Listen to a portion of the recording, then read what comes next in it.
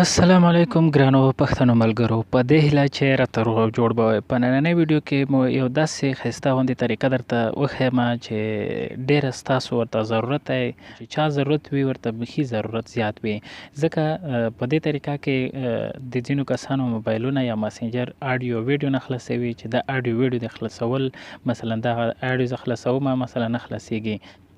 مثلا ځینې دا اډیو په دې کې زه اډیو ګورم، دا اډیو دلته ګورئ، تاسو دا ګورئ چې ایرور راکړي.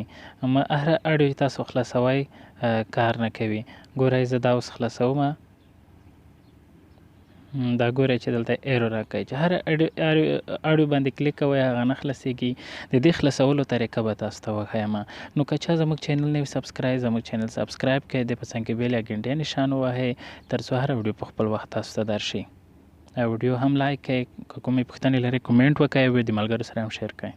د دې ستونزې د حل لپاره به موبایل سیټینګ ته راشئ. کوم چې ګورئ موبایل سیټینګ ته به راشئ. کله چې موبایل سیټینګ ته راشئ هلته به موبایل سیټینګ کې اپلیکیشن ته راشئ. په ځینو موبایلونو کې اپ وي، په ځینو کې اپلیکیشن وي. دلته به اپلیکیشن منیجر ته راشئ او دلته به په مسنجر پیدا کړئ. مسنجر ته به راشئ، کوم مسنجر به تاسو پیدا کړئ دا مسنجر دی. په دې باندې به کلیک وکړئ او دلته به راشئ پرمیشن باندې. پرمیشن باندې به کلیک وکړئ. کله چې پرمیشن باندې کلیک وکړئ ګورئ ټولې پرمیشن باندې دا به راشئ، هر یو پرمیشن به خلاص کړئ. ګورئ ټولې پرمیشن. کله چې تاسو دا پرمیشن ټول خلاص کړه بیا به اوس راشئ خپل مسنجر ته. کله چې مسنجر ته تاسو راغلی مسنجر ته به راشئ. زه اوس هغه اډیو خلاصوم چې خلاصیږي که نه. ګورئ اوس پلی کېږي. انټرنیټ لږ څه سلو دی. ګورئ چې سلو چلن شوه. اوس دا ګورئ بله هم په همدې طریقه پلی کېږي.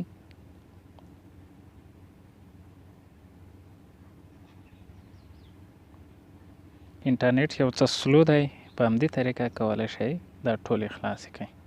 ګورئ ټولې په همدې طریقه تاسو خلاصولی شئ. انټرنیټ یو څه سلو دی. دا طریقه هم تاسو ته در وښودله په دې هیله چې خوښه مو شي. ویډیو لایک او شیر یې کړئ.